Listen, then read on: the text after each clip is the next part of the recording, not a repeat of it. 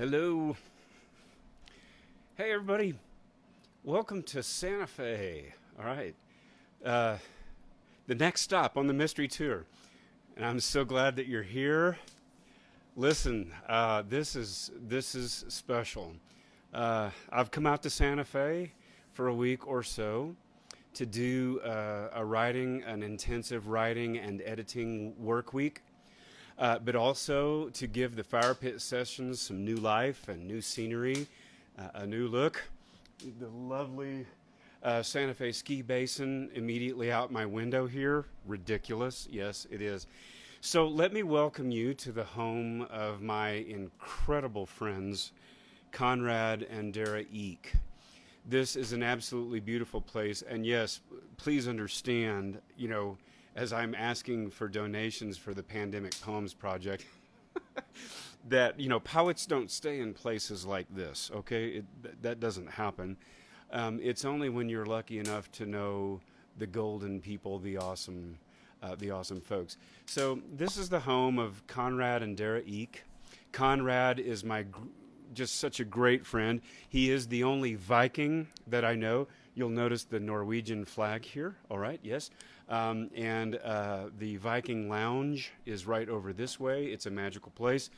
And so this house, this is up off of Old Taos Highway, I believe. I'll have to make sure that is correct. Straight up from the plaza here. And this house was bought in the late 80s by Conrad's dad, whose name happens to be Nathaniel. The house was purchased by Nathaniel Eek back in the late 80s. He was the dean of the arts and sciences at the University of Oklahoma. And back in the late 80s, since the moment that this house was purchased, it has been a salon. It has been a home for Conrad's dad's passion to bring a form of Oklahoma theater out to Santa Fe. And so this house has been full of artists, creatives, the Santa Fe Opera folks. It oozes creative energy. I can't stop writing when I come out here. Sometimes I have to force myself to stop writing so that I can, edit and do some of the things that I meant to do. So welcome, and I'm glad that you're here for take 46 of News from the City of Holy Faith, take 46 of the Fire Pit Sessions. I'm going to go ahead and read the first poem here. The first poem I wrote this morning, and it happens to be just a little letter to you about, a big part of what brings me out here. Santa Fe has been a part of my life for over 50 years. It's a very, very special place to me. And so that might help you understand this first poem just a little bit better. The first one is called Why Santa Fe? I come to a holy city I've loved long enough to know about the many unholy things that have occurred in the shadows of cathedrals and palaces, beneath the glare of ravens and these bloody mountains. And because of all those sins, I do feel comfortable bringing my own to lay at its dusty feet. I come to be even more alone and isolated than I have been for almost 5 months now. I come because home remains an indefinable mystery to me, one made of many rooms. And so it is that here, in this bright room, my Santa Fe, a long favorite, I begin to have faith again in my well-worn and waning faith in things. I hope a little harder that I'll not lose hope altogether. And I love a little deeper that love did not leave me in those hard-edged days when she could have.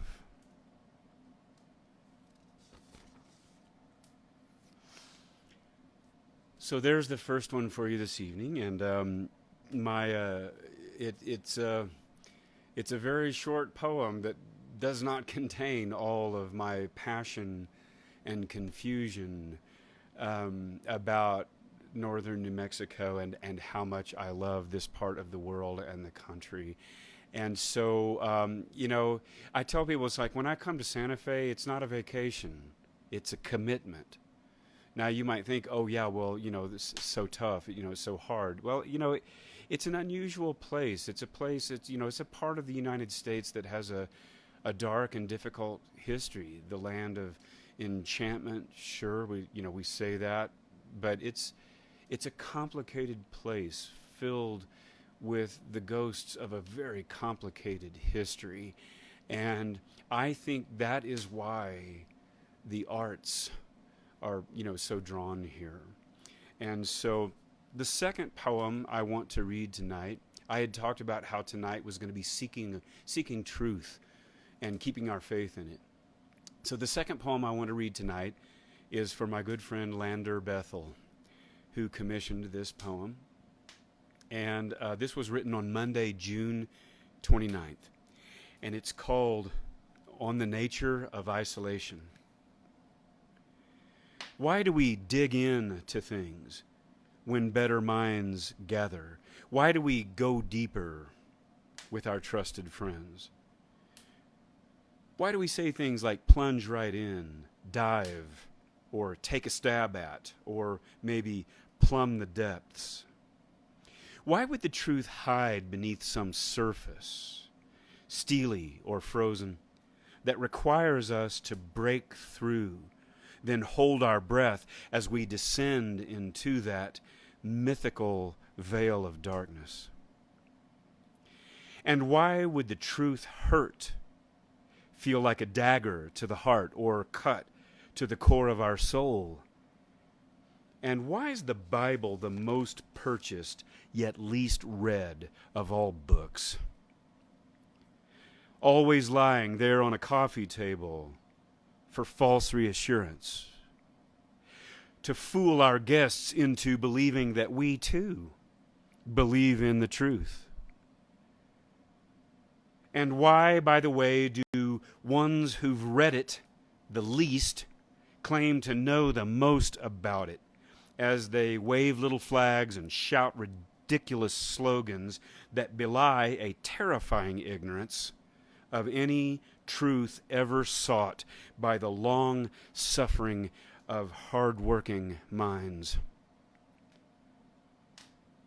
And is that why the truth so often seems to end up growing a white, chest-length beard and retreating to live in a cave among the misty mountains of some unknown region in a land far, far away?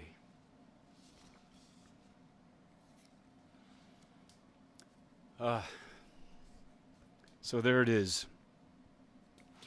This is a land of faith, hard-earned, a land of the arts. It's a land of hope, lost hope, a land of love, lost love, and it sings to me. And so that was an important poem to me. Thank you, Lander, for that. I really appreciate it. And by the way, if you're here with me this evening, and I'm so glad that you are, please make a comment. Tell me where you are. How's it going there? I've been hearing about a lot of storms back home and all over the place. We had a very quick little, fairly violent storm here this evening that was whipping trees around, and it was pretty crazy. It's monsoon season out here, and so let me know how you're doing. Let me know where you are, and shoot a like or a love and a comment, okay? I'm going to finish with one more reading piece here and then go on to a song. So a byproduct of this time here in the Pandemic Poem Project, and I won't go into details tonight, but by the way, if you're interested in being a member, of being a part of the Pandemic Poem Project, please let me know. Send me a private message. I'll tell you how this works and how you could be a part of this project and be named in the next book. The first book is being printed. Book 2 comes out in about a month and a half or two. And so I'd love to have you be a part of it. But a byproduct of this time has been that a little while back, when Trump paraded in front of St. John's in Washington, D.C., holding up a Bible, probably one of the most bizarre, it's not, I don't mean this politically, I just mean that was maybe one of the most bizarre human moments I've ever seen.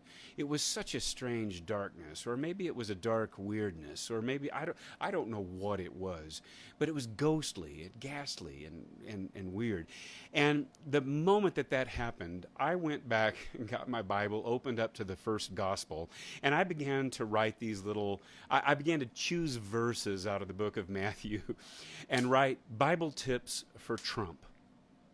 And, just in case he hadn't read it, which I highly doubt that he had, I just wanted to make sure that he knew some of the things that it was saying, this book that he was waving in front of a boarded up church. So this is tip number 14. Again, you have heard that it was said to those of ancient times, "You shall not swear falsely, but carry out the vows you have made to the Lord." Matthew 5:33.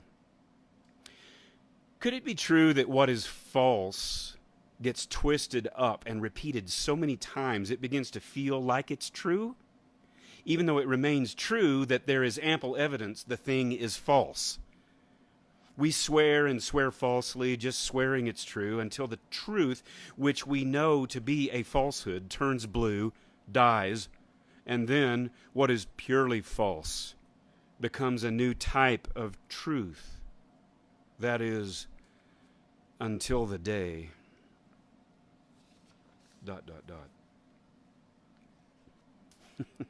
So that's my first time to read one of my Bible tips for Trump on air in the Fire Pit sessions. There may be more in the future, but it's a fun project, and I really feel like I'm growing theologically from it. I really do. So to all of you here, thank you. I'm so glad you are. If you've got tea or wine or a margarita, even, hey, who knows? Cheers to you. And I'm. It's good to see you. Oh, Casa Noble is my new friend. I have discovered a new, fantastic, high-quality tequila. So, out here in this land, since I'm getting all theological and doing all this stuff, my friend Milton Brasher Cunningham turned me on to a Sean Mullins song that I did not know existed, and it blew my socks off. And it is so perfect to kick off this week of Fire Pit Sessions from Santa Fe. It's called Give God the Blues.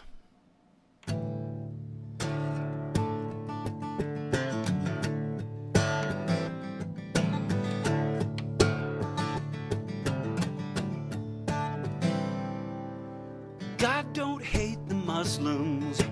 God don't hate the Jews. God don't hate the Christians, but we all give God the blues.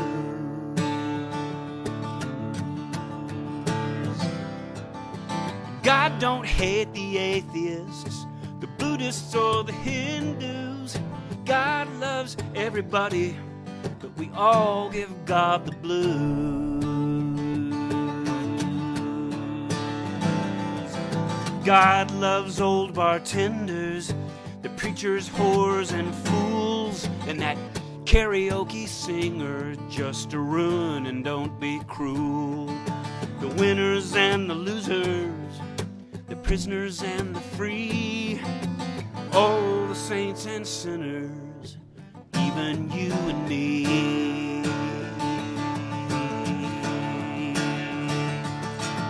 God don't hate the Muslims. God don't hate the Jews. God don't hate the Christians, but we all give God the blues. God don't hate the atheists, the Buddhists or the Hindus. God loves everybody, but we all give God the blues.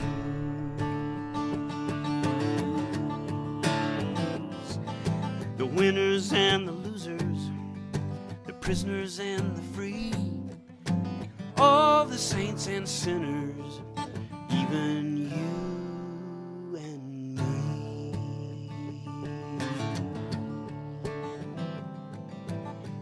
God don't hate the Muslims. God don't hate the Jews. God don't hate the Christians, but we all give God the blues.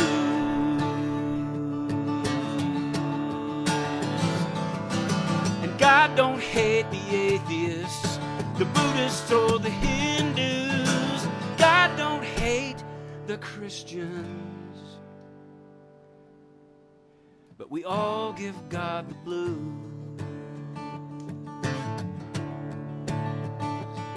Yeah, God loves everybody, but we all give God the blues.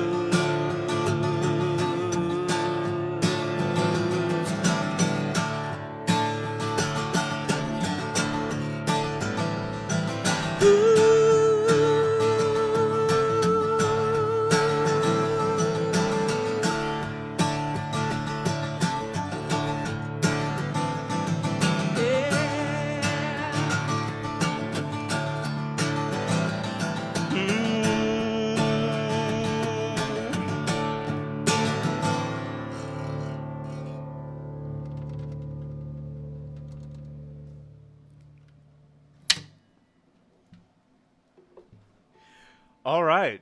Kicking Santa Fe off with a bang. Thank you to Sean Mullins for that. Thank you to Milton Brasher Cunningham for the tip-off on that song. Milton is becoming my main man on song selection for the Fire Pit sessions, and so I love you, brother, and thank you for that very much. And so as I move towards the fire with the poems, a final cheers to you all. Namaste. Love you guys. And I will be back Sunday night with Take 47 from Santa Fe. And I'm going to pay homage on Sunday night to my good friends Conrad and Dara, whose incredible home this is out here. Cheers to you, specifically Conrad and Dara, because you told me you were going to be watching. So love you so much, and I'm glad you're here.